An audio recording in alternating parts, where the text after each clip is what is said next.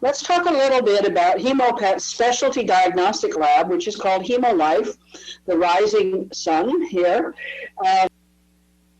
We do any testing that veterinarians need throughout the world, but the specialty diagnostics are done specifically at Hemopet and only by them, and we're the only specialty diagnostic lab in the world that does thyroid measurements, the whole of the assays I talked to you before, without using radioactivity. So we use no radioisotopes in our thyroid testing, and we don't use radioisotopes at all in our laboratory because I refuse to contaminate the earth anymore, even though everybody says these things are safe, and we know actually that they cannot be safe.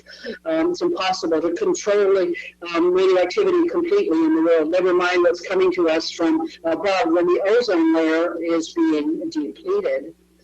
So Hemopet has a series of 7 patents that apply to dogs, cats, and horses throughout the world with thyroid testing and our food intolerance. These are all patented and they're unique. So we're very proud of the fact that we can bring these measurements to you whenever you ask for it without using radioisotopes in our laboratory. Now, we talked before about the estrous cycle of the intact female and how this can impact on measuring hormone levels, and especially thyroid hormone levels. It's interesting that this slide has a little mark on it, which I've never been able to get rid of, but whatever. Anyway, from the textbook that we're all taught as young students, the heat cycle of the dog is shown to be average of 6 months. And the cycle includes this rectangular box every 6 months. Well, obviously you know that the female doesn't read the textbook. The female decides what she's going to do about her estrous cycles. And in some breeds of dogs, for example, the estrous cycle can be shorter, 4 or 5 months apart. It can be much longer, like in a breed, the Vizsla, that I used to raise. It could be 10 or 12 months apart. And sexual maturity or puberty in the female dog can be as early as 7 months, perhaps even 6 months, and as late as 2 years. Some breeds don't even have an estrus until they're 2 years of age, and then after that, the cycles have a normal pattern. And so it depends a little bit on the breed and the family history of when you would expect a healthy female to come into estrus when she's not spayed. And you know, I'm sure you know, there's a big controversy even now about whether female neutered and spayed and neutered, and whether that affects their longevity and their health. And we know that in males, they say that even neutering a male at very early in life does not affect their long-range health. It certainly affects their susceptibility to prostatic infections later on in life. But we know that in females, it's much more controversial than that. And there are published data that have shown that if you spay a female before 12 weeks of age, you do affect her development, her muscular development.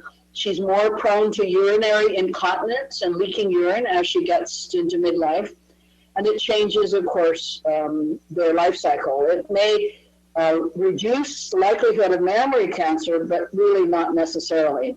So there's been a huge emphasis now worldwide to spay intact females later on in life, certainly after 6 months of age, and in some cases not until they're 2 or 3. So it's a judgment call now. There's many changes about that. And breeders, after they've used the female for breeding 1 or 2 or 3 times maximum, those animals should be spayed. And the spay should be done in between heats, just like testing for thyroid function should be in between heats when the animal is sex hormonally neutral, quiescent. And anestrus, or sex hormonal quiescence, in the female is 12 to 16 weeks after the onset of the prior heat. So that's the beginning of the heat. You count 12 to 16 weeks forward, and you spay them, or you do testing for anything, hip dysplasia, eye diseases, blood diseases, anything. When they're healthy, for genetic screening, you do it in between heats. And it doesn't matter if the heat cycle is 8 or 10 months long. You still do it 12 to 16 weeks after the onset of the prior heat. Now, you'll see that this is important in terms of when anestrus begins. So when you're testing a healthy female that's intact, the first time you do thyroid testing at puberty should be after she's had her first maiden heat, because you don't know exactly when that's going to be.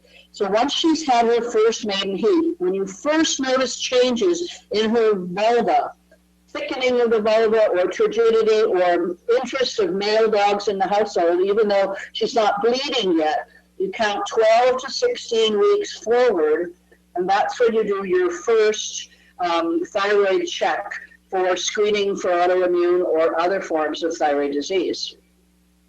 Now let's look at the clinical signs of hypothyroidism in the dog. Remember, thyroid hormone, the thyroid gland is a major master gland. It takes all its messages from the pituitary gland in the head. So the pituitary gland controls everything. It tells the thyroid gland what to do. The thyroid gland then controls all of the metabolism in the body, including how the body handles proteins, fats, and carbohydrates, and enzymes, and whatever. So it's important that the thyroid gland function normally to keep an individual healthy and live a long time. So what happens when the metabolism of cells is interrupted because the gland is hypothyroid? Lethargy, the blahs, as we mentioned below, mentally dull. Duh, where am I? Who am I? Exercise intolerance. You're taking the animal for a walk every night. All of a sudden you're walking and the animal doesn't want to walk very far, which is the opposite of what usually happens. Neurological signs. Now that could be a type of seizure. It could be some other kind of twitching, something that seems to be affected by the brain or the spinal cord. It could be a polyneuropathy, which is a lazy leg syndrome. And some giant breeds have that. They stand with their legs sort of partially buckled under, like a horse could.